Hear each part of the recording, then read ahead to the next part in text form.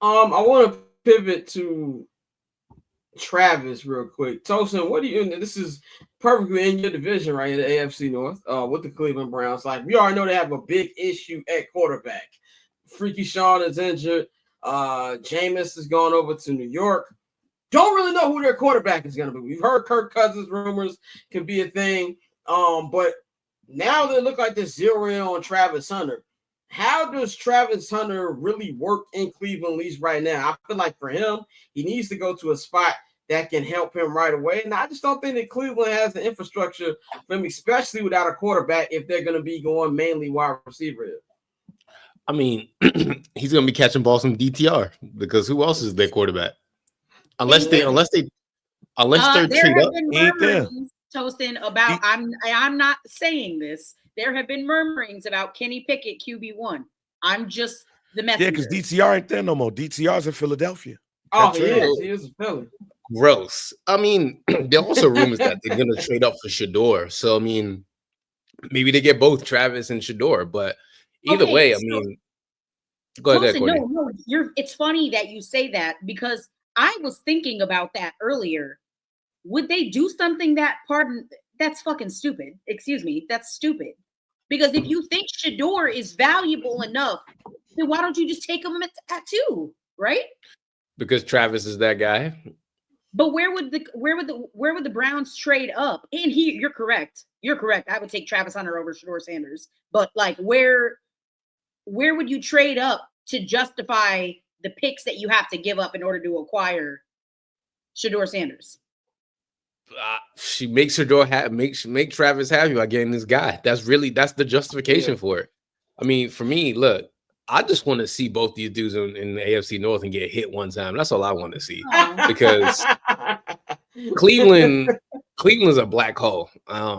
It's just it's tough. But I mean, Travis going to Cleveland sucks for him. That really does because I mean, he's a great player, but I just really my big thing with Travis is where is exactly is he gonna play? Because he wants to do that two-way stuff, and that's cool. But until you run across the middle to get hit by Kyle Hamilton, and then you gotta defend Zay Flay, it's like you can't. I don't know. That said that the Browns are targeting him as a wide receiver, with the potential to play DB. Yeah, but I think that's every team right now. But I think they're gonna aim for wide receiver. Yeah, but they're looking at him as a wide receiver. But yeah, go. Something else, Tosin, that was it. Nah, that's it. So I want to throw the Kirk Cousins chaos bomb here because we've seen rumors of this. Now we've also had Raheem Morris say we have no problem keeping him as a backup. To help out. Who's my man? I forgot this nigga name. Michael Penix. Do-rag folks. Yeah, Michael Penix. Dante, to help Dante out with, being a 4-year quarterback. But I'm pretty sure that would drive Kirk Cousins up a wall. We've seen video of Kirk Cousins being in Cleveland. This could be a draft day trade. Courtney, what do you think about the possibility that maybe we're going to get Travis and we're going to trade for Kirk Cousins? Like you said, the Shador thing is stupid. This, to me, is way dumb. Yeah, again, it's Kirk Cousins just, again, that's how bad I guess the quarterback market is right now, right? That you're willing to – another team is, pardon the expression, dumb enough to take the risk on Kirk Cousins at this point in his career. I don't like it. Again, I don't – because the market is so bad, I'm just wondering what they're going to have to give up in order to acquire Kirk Cousins. And I just don't. You're already like one. Actually, they're not even. Yeah, they haven't hit on any quarterbacks. I mean, they should have just given Baker Mayfield more time. But hey, now he's thriving in Tampa Bay. But yeah, I don't know. I think it's all stupid. I say you just let Kenny Pickett ride this season. You're not going to win anything, so why reach on a quarterback? I mean, this is what I would do if I was Cleveland. Now, granted, and this is how bad the Cleveland Browns are. That me, a Chicago Bears fan, says it could be worse. That's how bad it is for being a Cleveland Brown fan. Then my ass can say that shit. I'm big on Shador. I will always be big on Shador until I'm proven wrong. And I could very well be wrong. This nigga could be trash. He could be mid. There's a very, very high possibility of that. For me, I'm taking him number 2. Love Travis. Travis don't mean nothing if you ain't got nobody to throw to him. I don't think that there'll be. I wouldn't give up more picks to trade up to get him and Travis. Like you said, Courtney, to that don't make no sense to me. Don't worry. Oh, you can't hear you, Scott. Did you drop your don't mic? Worry. It's Jalen Milroe season, guys. Because all I heard was. Oh, so speaking of Jalen Milroe, I can't hear you. Go on. Scott got to pay the fine now. His mic fell. Or some shit happened. Whoa, that's a fine. It makes me laugh every time. Every time. But no, there have been some rumors out there. The Jalen Milroe interview rumors out there. Apparently, a couple of teams have looked at him strongly, said that he'd impressed them. The Jets, I think the Jets name came up, the Browns name came up. Tyler Slow has been somebody that a lot of people have talked about. Like Louis Whittick was talking about how he's somebody that's ready now, and injuries are the only reason why we're not talking about him earlier in the draft, because he dealt with some injuries. However, that's somebody that a lot of draft nicks have said that he can go as early as that pick to the Browns, or maybe even the Giants look him as well. So they're going to get a quarterback in the second round. It's just depending on who's that person. So I think that depending on, Kevin Stefanski has proven himself to be a good coach and good with QBs. Like, look what he did with goddamn Flacco when Flacco had to come in. I mean, Freaky Sean is Freaky Sean. They fucked up on that. They admitted that, all of that. But when I look at the Browns, if Kevin Stefanski is who he says he is, then Tyler Slow or Jordan Milroe in the second round, and you get Travis Hunter, that can work out for them, and that could help them out if you have the right person developing the quarterback. And that might give Stefanski, a couple more years, whereas, the ownership said they fucked up on Deshaun Watson. So that should give him a couple of more years anyway. But then if you go get you a Slow or a Milroe in the second round, that should extend that even more. Yeah. And then can y'all hear me now? Yeah. Okay, I slapped my microphone. That's what I'm good. I got two things. First of all, I heard Jackson Dart is moving up. So whatever. Second thing is, I was watching Jalen. I said that a couple of weeks ago. Scott was looking at me crazy. Yeah. I was early. Last year when I was watching Alabama play, I heard them say that Jalen Milroe is getting his master's. I said, I know this nigga Nigerian. When they look it up, because ain't no regular football playing get that. First of all, they're not getting that degree. Second of all, you getting your master's? Yeah, you Nigerian as shit. I know that. So when they look at him, finally got a Nigerian mom, so that makes perfect sense. Both of his parents are in the military. Both of them. Yeah, he got a Nigerian military mother. Of course, he's getting his master's. He's probably gonna get his PhD in the season. 100%. Let's talk about the trade, not trade, but the move that almost made me crash my car on Tuesday, and that is what the Denver Nuggets did, and that is firing Michael Malone, their long-tenured championship-winning head coach, and also fired GM Calvin Booth, who was the general manager that orchestrated the roster that won the 2023 NBA championship. Now, this is the third coach to win one of the last 5 NBA championships to be fired in the last couple of years. Joining who was it? It was Frank Vogel and also Mike Budenholzer. So so adds another one here, man. Now there's been a lot of rumors about what has been going on. Obviously, apparently there's been a Cold War between Michael Malone and Calvin Booth. These niggas have never liked each other. And it's just something where Denver Nuggets owner, Josh Kroenke, who them niggas own everything. Them niggas are the Arsenal owners too. I found out as well. Them niggas own everything. He decided, and he didn't want to pick sides, so he decided to get rid of both of them. My first reaction was, what the fuck? Like, to me, it's like, okay, if you're going to fire the head coach, that's one thing. Firing the head coach 9 days before the NBA playoffs start is asinine. I don't care what the situation was.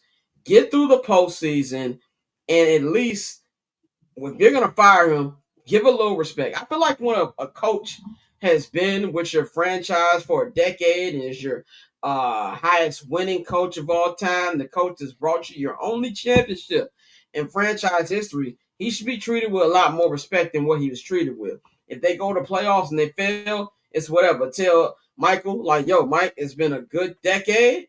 We've learned, we've all gained something from this relationship. We gonna part ways. I see nothing how this helps them. And we're already floundering. Right now, if the playoffs begin, they'd be, I think, the fifth seed, if I'm not correct. The Western Conference Final, Western Conference standards change like every 5 hours now. But that's not helping. This team, the fact this team is even where they're at right now, mainly because of Nikola Jokic, but also because I believe Mike Malone's coaching. This roster is not what it was 2 years ago. They're going to get rid of anybody. Get rid of the GM who let some of these important pieces walk. In my personal opinion, there's just a lack of respect that's shown here. And if you're, I think, David Adelman, Rick Adelman's son, this doesn't set him up well either. Now you got to take this team that you were not the head coach of for the entire year and guide them in the playoffs. It's just was wildly put together, and I think that this just could have waited. Like, even with the Taylor Jenkins thing, Taylor Jenkins wasn't in Memphis for 10 years. Taylor Jenkins didn't win an NBA championship. This was much more of a slap in the face and something that I just didn't understand. Bang, what you think about this firing that happened this week? I'm still confused. And here's why I'm even more confused. If there's been a Cold War going on since Calvin Booth was hired, this is ownership's fault. This is ownership's fault. If these guys ain't like each other the whole time, this is ownership's fault. That means last year somebody should have been fired. I don't care if it's 2 years removed from an NBA championship. Last year, somebody should have been fired if it is that toxic. If it's that toxic and y'all been winning, then finish the goddamn season and then take care of everything then. But I think this was a move that was stupid. Like you just waited out. You've waited this long in a toxic relationship. What is this going to do to galvanize anything? 3-4 games before the season is over with, and especially when things are so close. It's just a stupid move. Wait till after the season over with. But this is ownership's fault by letting this go on so long. Dante, what's your thoughts on this? No, I agree 100%. I think it's one of those situations where you have somebody who's won a championship. Come on, bro. He won a championship. You've had success despite injuries, despite whatever's been tossed his way, and we turned it into a power struggle where we say, well, I can't pick sides.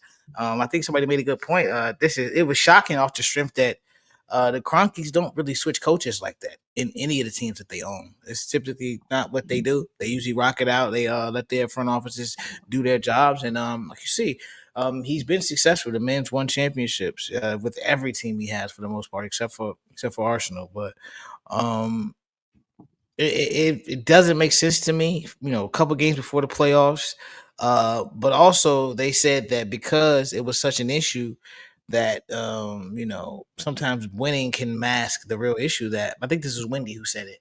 They had to fire him because if you go to the playoffs and you run it off again, not even win the championship, but you make a deep playoff run, then you look insane if you fire Mike Malone after that. So it was like, look crazy now as opposed to risking to him going in, winning, and you looking even worse. So like, I guess it's like more of a thing where they felt like they were winning in spite of him and not because of him. So if that's how you feel, then yeah, make the switch. But for me, it didn't make a lot of sense at all. Yeah, even if you feel that way about your winning in spite of him, it's waited out. Like, to me, this is like something. It's like you rooming with your significant other and you decide to kick the person out when you got like a week left on the lease. Like, nigga, you might as well just let the shit rock out. Like, at that point, that's what this is to me. But to me, this spurs a bigger question that I'm worried about. Is this the new era of coaching where, some of the complaints was he rolled the players too hard, pause, and that he said things that, the old school coaches usually say that really players don't like anymore. And from what we learned, Nikola Jokic knew nothing about it. Joker's actual quote was, "I was told about it, and I was a shock, but then I moved on and accepted it." Granted, he's not from here, so maybe he's easy with these things. I don't know. He seemed like he's real robotic with the answer. But we don't actually know how Jokic really feels about this. This is going to be the beginning of Jokic being upset with the front office. This is the beginning before he asked for a trade request.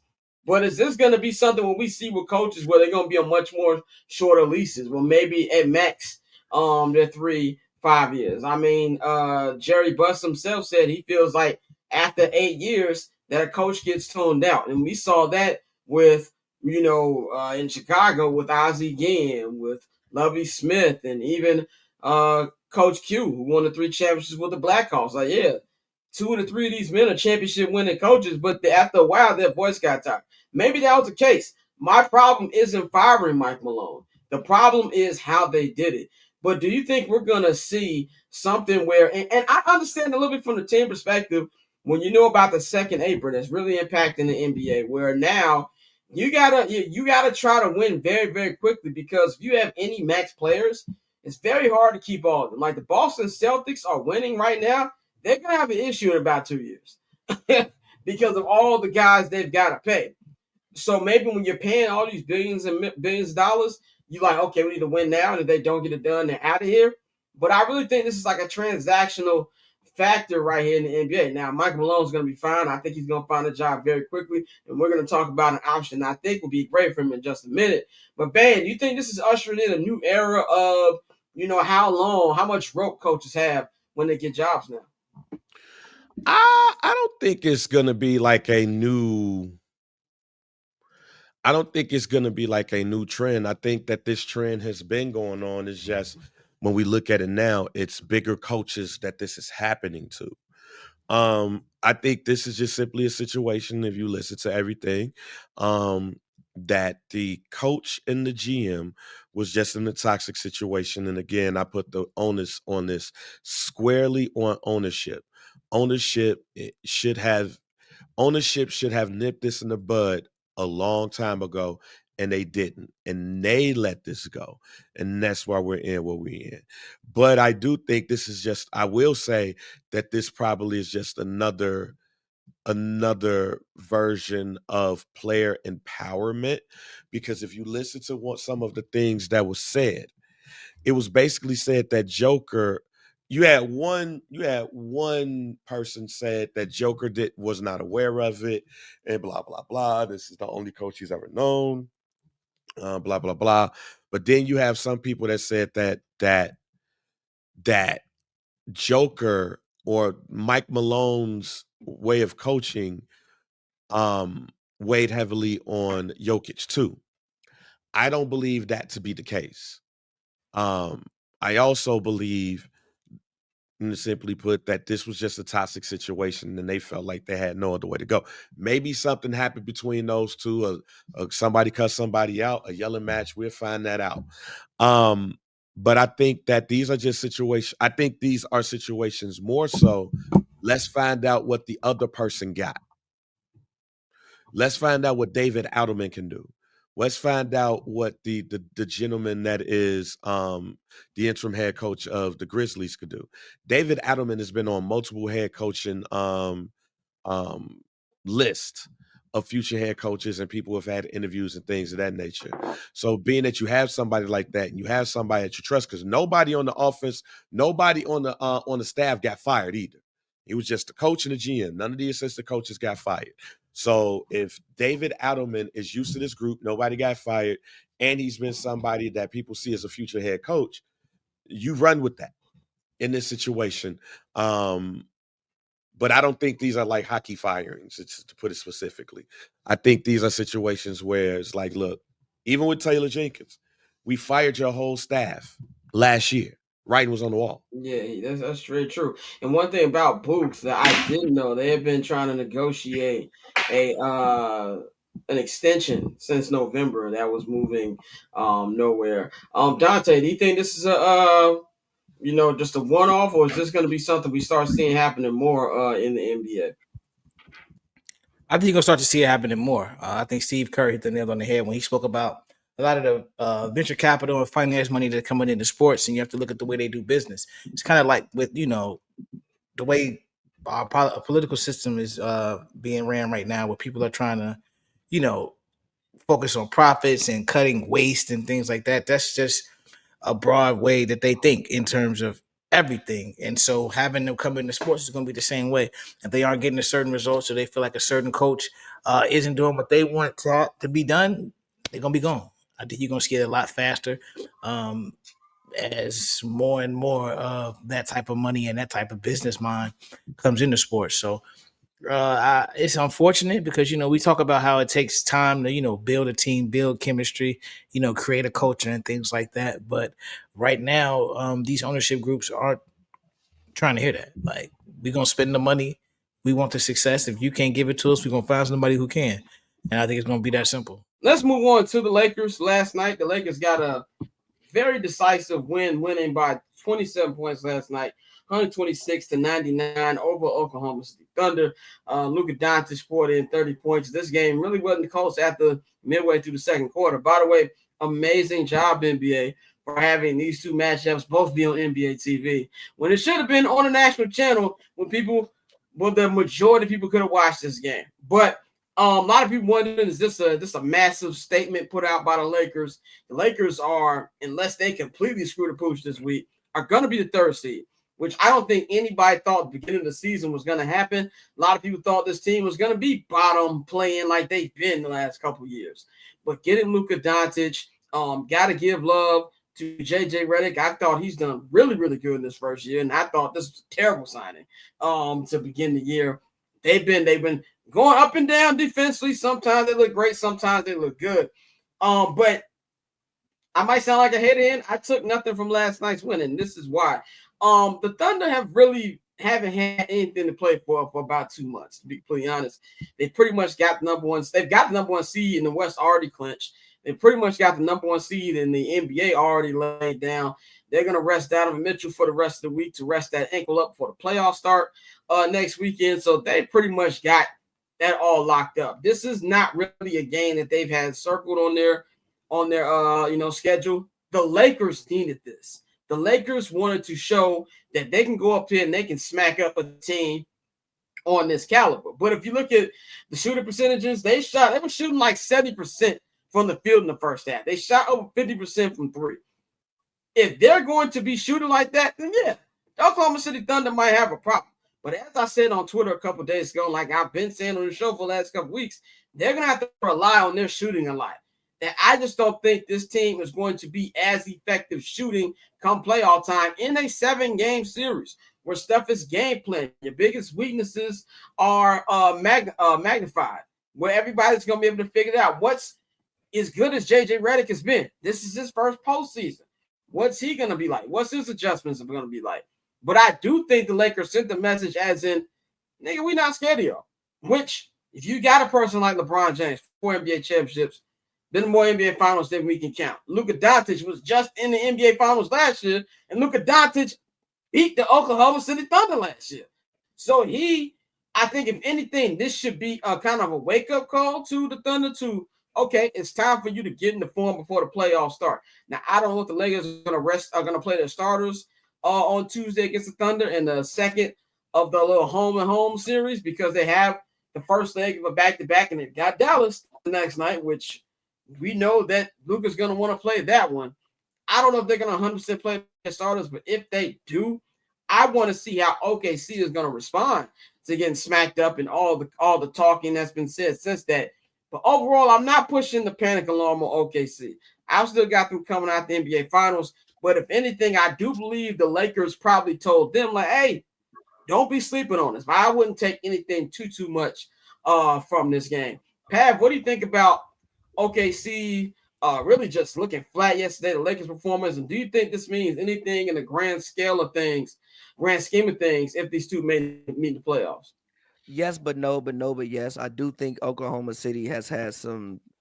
But I think if I'm not mistaken, they've lost 2 straight games. They lost to the Rockets, I think, and they also lost to the Lakers. I think they've had some. I don't want to say alarming losses. I'm not going to say it's an alarming loss when you won At this point, they've won 64 games. They'll probably be a 65-win basketball team.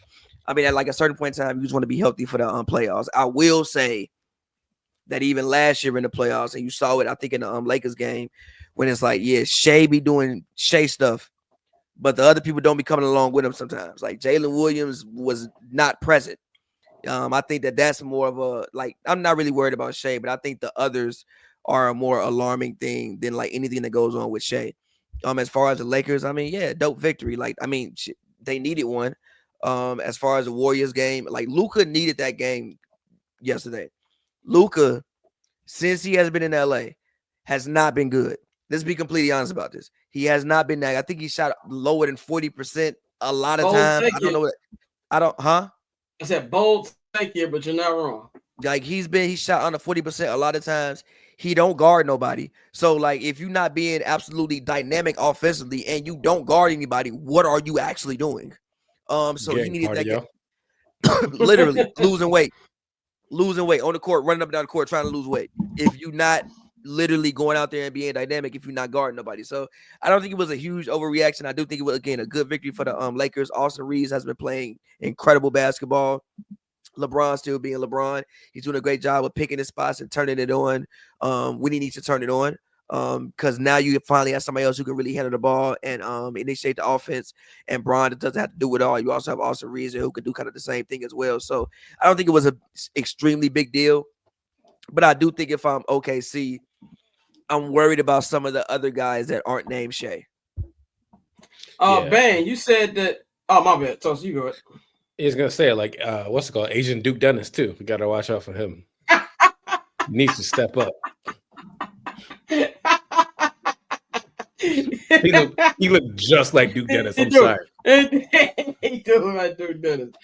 But Tosin, you have any thoughts on is there any overreacting from this game? Not really. I mean, everyone's just kind of, getting ready for the playoffs. I mean, the Warriors got slapped up by the Rockets, and you see them laughing, Draymond and Steph laughing. So they're at this point where it's just like, all right, let's get to the playoffs. But the Thunder, I did read something when they're like their record against like the team, they got losing record against the teams in the playoffs.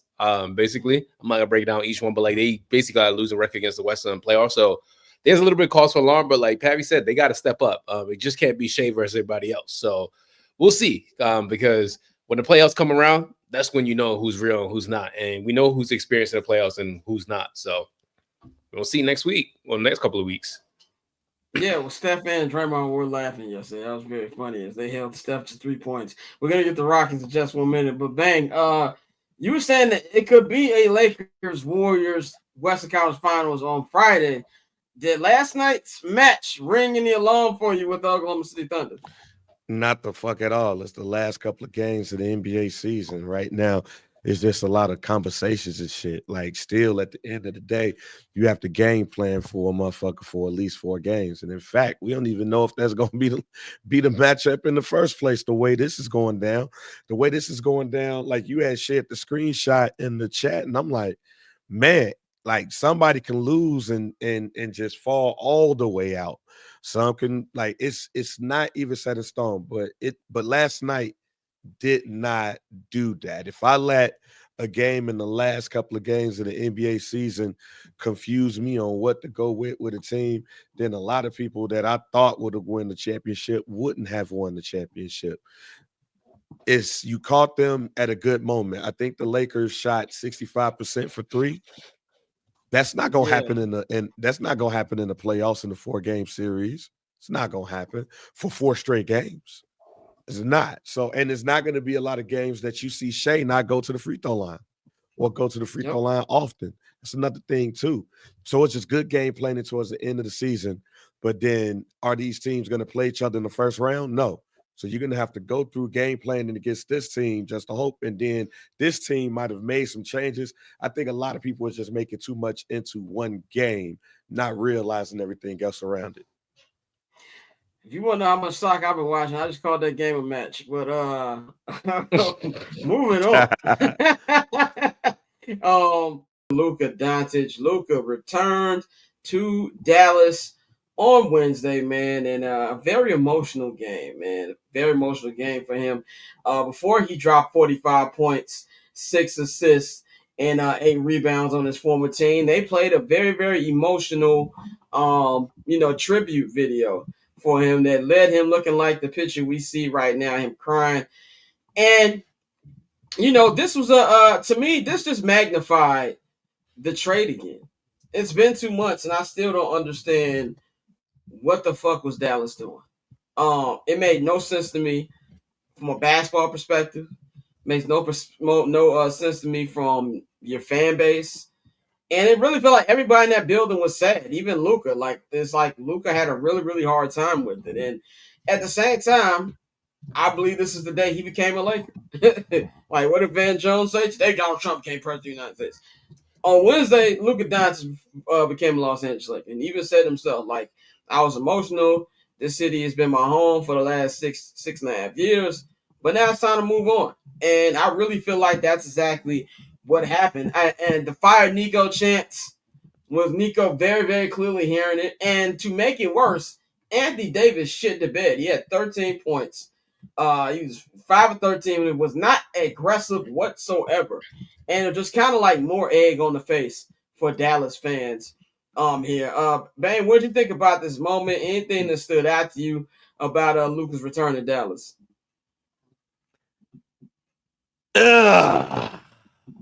Man, it was a lot. I did not expect to see my man get emotional like that.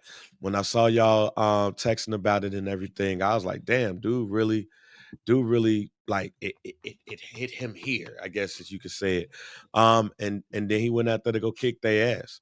I won't say the Laker thing until the playoffs though, because I want to see if this is the fuel that he needs to say, all right, bet. I know he said that this chapter is over with, but again, I want to see what the playoffs look like.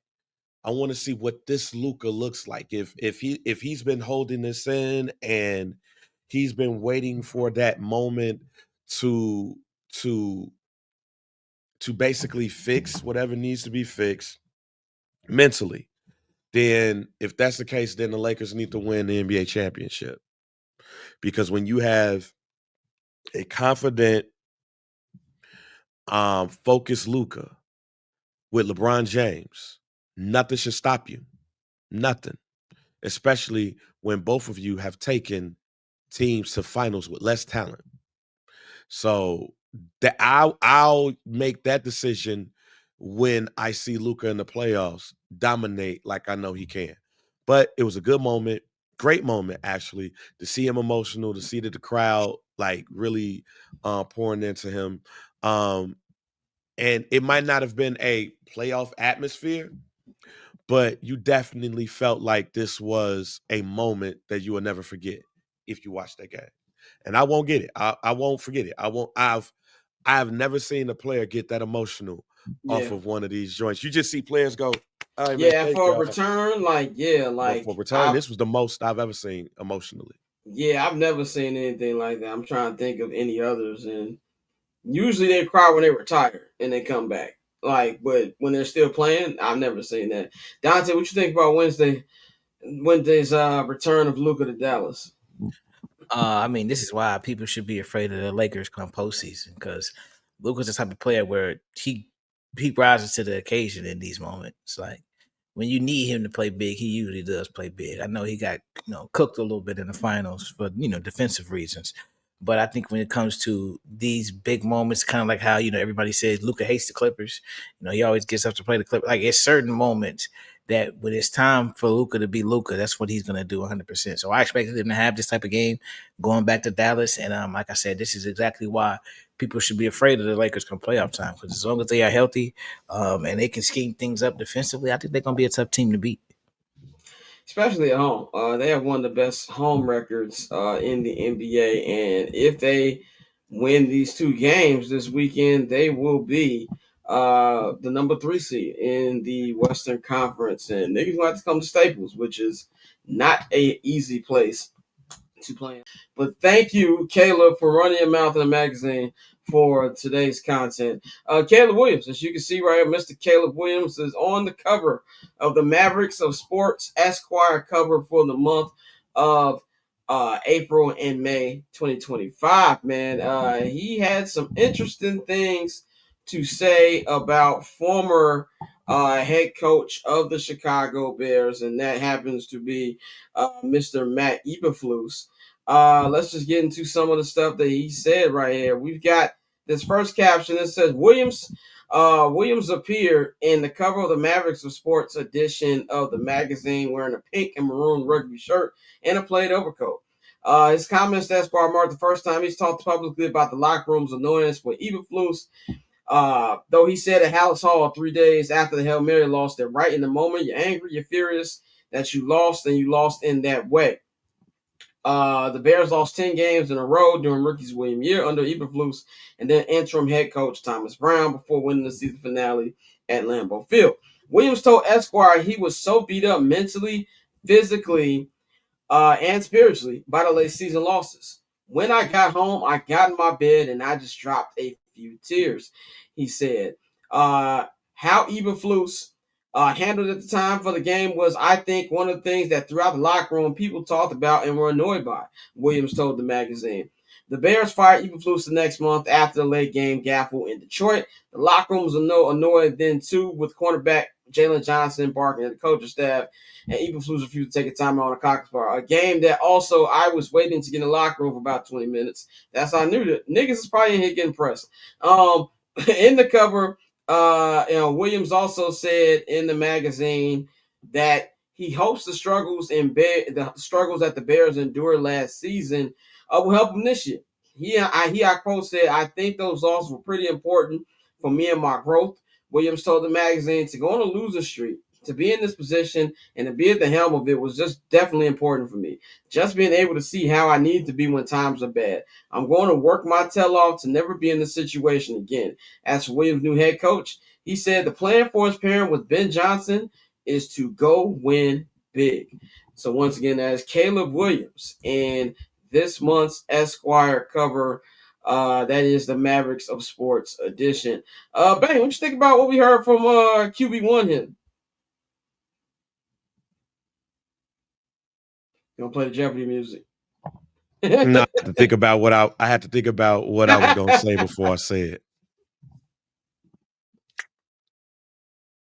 This ain't the time to be talking like that. Only thing, this ain't the time. You did not have a good season, or the season did not go the way that it was planned. So don't get me wrong. Everything that was said, we know. But you coming out on the cover story about and talking about this and knowing that you in the third biggest market and you be in that layer lot and all of those things, it makes it seem like, or it will be made seem like, it would be made to be seen that you are throwing people under the bus and you didn't have the season that you were supposed to have. You were not able to lead the team to the playoffs. Now, again, everything he's saying, we know. This is common knowledge. I just hate that it came out before the season when you have a lot of proving to do yourself. And if you do not prove, if you do not improve, then these words are going to come back to haunt you. I got faith in him. Don't get me wrong. Got faith in Caleb. It's just that it puts more pressure on you than it needs to be. I would have rather this came out after the coming season, after we've seen the success that I believe that we're going to see. But it just comes off like he's throwing the coach up under the bus, and it comes off as him being extra emotional, which this was a thing that people wanted to make sure that they hold against him before he was even drafted. He talking about he went home and got to his knees and cried and all of that shit. I want to hear that shit. No, I want to hear about how you prepare. If anything, I want to hear about how you prepared to improve this season. I don't give a fuck about Flus. I don't give a fuck about Waldron. I don't even give a fuck about Thomas Davis. I don't give a fuck about nobody on that coaching staff. Anything that I hear from Caleb Williams, it should be for me should be how he plans on improving this season with Ben Johnson. All of that stuff is in the past. Keep it there. Dante, this is a bad look for QB1. I'm fine with it. I'm fine with it because I agree with what he was saying. It's the same way, but you gotta remember, I was the same one when it came to Justin. That like a lot of the excuses, when the excuses are factual, I don't mind you saying it. Like it's one thing if you leaning on it to match your bullshit play, but I mean he still had one of the best seasons we've ever. Well, the best rookie Bears quarterback season ever. I know the bar is in hell, but he had a season. Given everything that was thrown at him, that I can take from a rookie and somebody that we knew was going to go through some growing pains. And as far as throwing Flus under the bus, I'm kind of with you when it's like, so what? Like in the same vein of you saying, fuck Flus, I don't care about Flus. I don't care if you're saying negative things about him because we saw it on the field. We saw the results of what Flus was doing. So for him as a quarterback to say it, I know it might be one of those moments where it's right message, wrong messenger, because like you said, you want your quarterback to be locked in and just focused on improving and everything we have to do. But I'm also, as much as I want people to just play, I've stopped being a real big fan of like the corny. It's kind of, you basically, bang, I'm not saying you doing this, but I feel like a lot of people want Caleb to be like Russell Wilson. And we've sat here for years and watched y'all clown Russell Wilson for being a by the book, I just want to lead my team kind of guy. Not saying that's what you're doing, but that's what I think that's what some people are trying to do with Caleb. Because it's like he has a personality, he's gonna show it, and he's gonna speak. That's what he's done the entire time, is speak his mind, and I'm cool with it. So I think it's just another example of the dysfunction that we saw as fans was being felt in the locker room, and it's why the fucking coach got fired in the first place. Yeah, I'm cool with it when you win though. Like that's my thing. Like it's still things that he needs to work on and stuff like that. And even we talked about when it comes to like what Ryan Post said, like he needs to lock in. He was not his best himself. When you hear that from your GM and then you hear this, it's like, man, I know it and I'm with you, but it's like, all right, let's get this, let's improve under Ben. And then you can say, this is what I dealt with my rookie season.